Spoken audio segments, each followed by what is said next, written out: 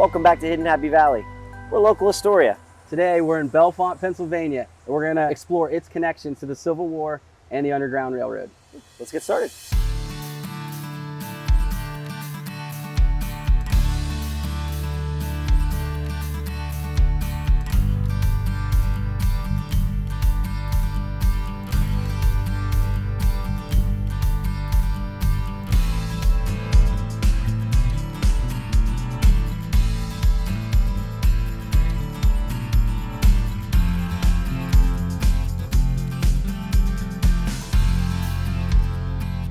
So Matt, Bellefonte is well known for its 7 governors. Yeah, and today we're going to talk about a couple of them in particular with their role in the Civil War.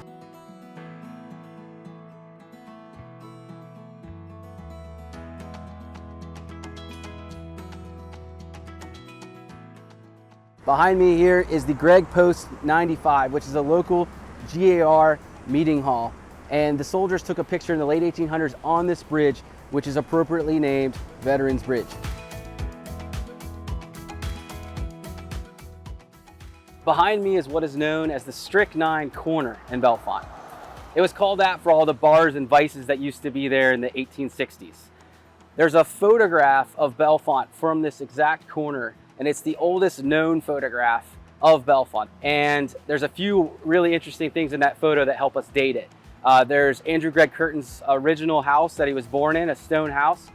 There's also the Brockerhoff Hotel that's being constructed at the time in 1865.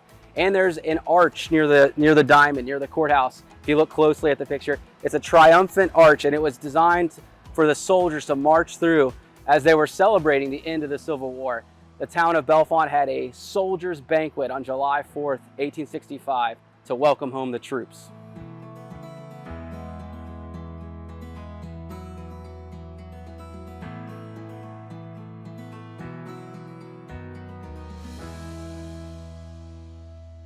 We're here at the Historic Union Cemetery, where we're going to learn how to properly clean and maintain headstones and find some Civil War soldiers who are buried here.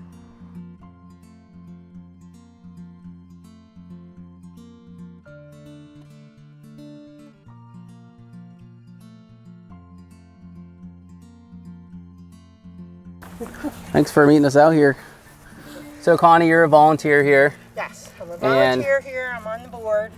Can you tell us how to safely clean a headstone? This is a newer stone, so we're going to do it with D2. We got it soaked with water first. We have chopsticks to dig out the letters.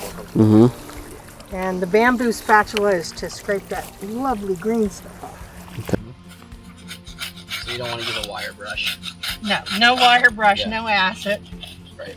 No anything like that that's going to eat at the stone. Right.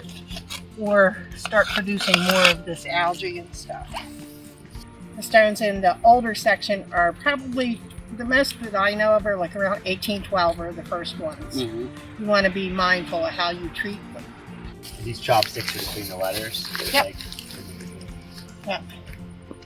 Then once we get it cleaned, just scrape it off real fast, and then we're going to hit it with D2. The Veterans Administration and the National Park Service approve of. And you need to be aware of that because some of the stones are owned by the Veterans Administration because they actually put them in here. Right. They're free of charge from the Veterans Administration. Yeah.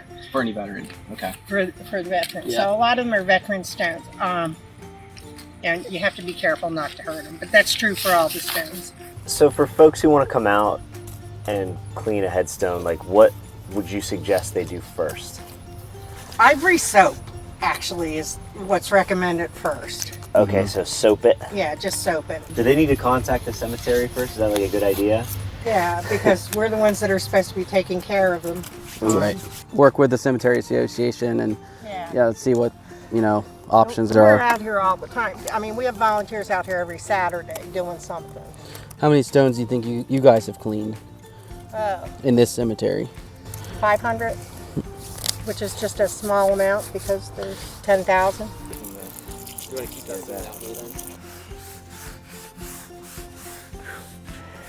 All right, Matt, so while we wait for this to kind of soak in, why don't we go take a look at some of the Civil War gravestones? All right, let's do it.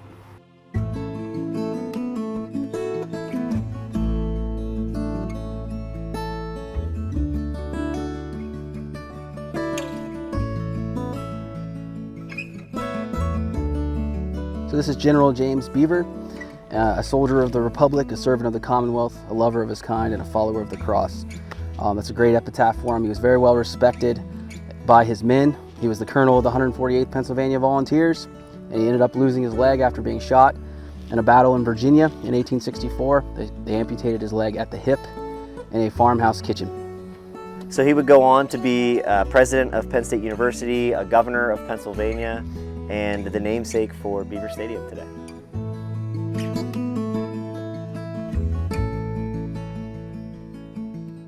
So this is the final resting place of Evan Pugh, famously Penn State's first official president of the university. He took the Farmers High School and set it on its path to what it would become. He married an ironmaster's daughter, Rebecca Valentine, of the famed Valentine Ironworks, and they're buried here side by side inside the Valentine plot, which you can see has this nice iron fence around it. So this is Governor Curtin. Union Cemetery has 3 Pennsylvania governors in it. And of course, Governor Curtin was the governor of Pennsylvania during the Civil War. He was friends with Abraham Lincoln, helped each other get elected. He was at the Gettysburg Address because he invited Lincoln to give remarks as they dedicated the Soldiers National Cemetery. When he was buried here in 1894, it was military honors. Muskets were shot, cannons were fired. There was thousands of people here. So he's not just a local figure, he's a national figure.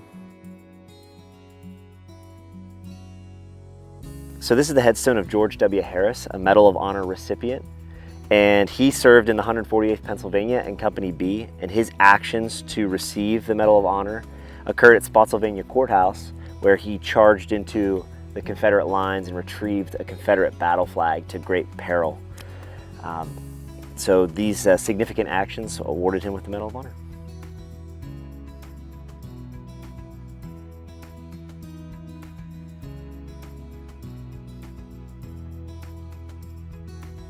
So this soldier, along with the 2 behind us, they were in the 6th U.S. Colored Troops, and that was the term they used back then.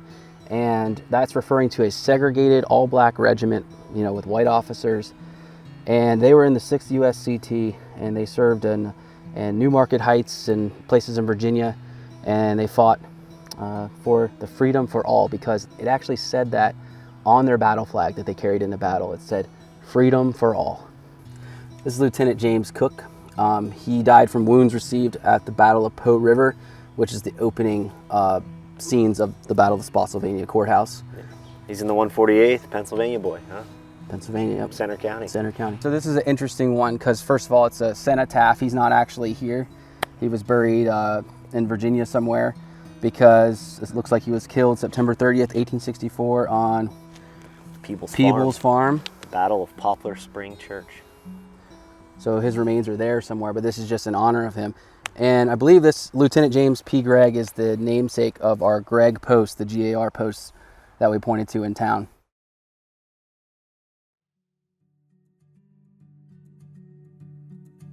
All right, Chuck, good to see you. Good to see you, Matt. Thanks for coming out today. Likewise. Hi, Dustin. Thanks.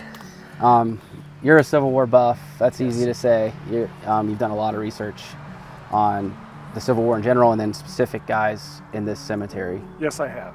So Hardman Petrikin, this has always been one of my favorite stories. You know, mine too. Hardman Petrikin served well. He's mentioned in reports in the fighting on the peninsula in 1862 for rallying men in battle and putting them back in the line.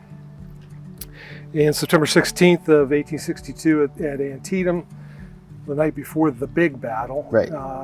The Pennsylvania reserves crossed the upper bridge and pushed into the east woods in the Antietam battlefield. And he was assigned to take a patrol to feel out where the Confederate line was. Mm-hmm. Unfortunately, he got too close. He went down and was shot in the abdomen. The platoon he had retreated, and he was left in no man's land between the lines. He called for help, and the Confederates came out and brought him in. They took him over to the Dunker Church, if you're familiar with Antietam, where he passed away that evening.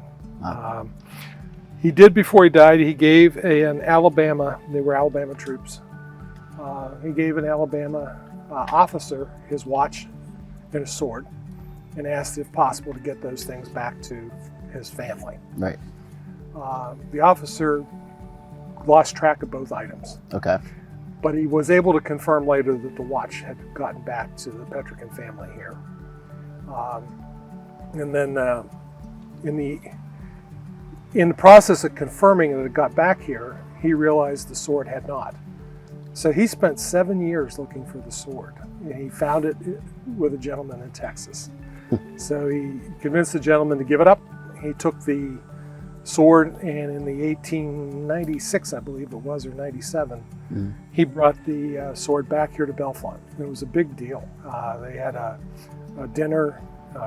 Former Governor Beaver spoke at the dinner, actually was sort of the MC, Right. and handed the sword back over to the only survivor of his family, which was his sister. Right. She never married. Right. And so that Confederate officer came into Bellefonte by train, I'm assuming, with that sword, and they had that meeting. They had that, you know. It was written up in the paper. It was far away as Altoona. It was a big write-up in the paper, in the Altoona paper. It was a big deal. Yeah. There was a lot of that sort of thing going on in the late 1800s, where it was part of the reconciliation between the two parts of the country. Right. That they would get together and try to do little things like that to help that reconciliation process. Yeah, kind of a healing. Very special. Well, thank you, Chuck.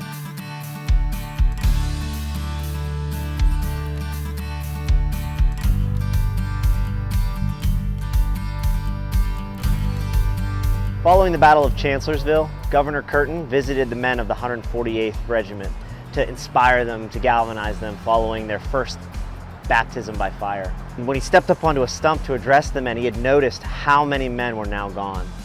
He pointed out to a field and he said, "Where is Lieutenant Bible? Where is Lieutenant Stevenson? They're over there in that bloody Virginia soil." And he began to weep. The men of the 148th broke rank and comforted their governor. It's one of the reasons Governor Curtin is known as the soldier's friend.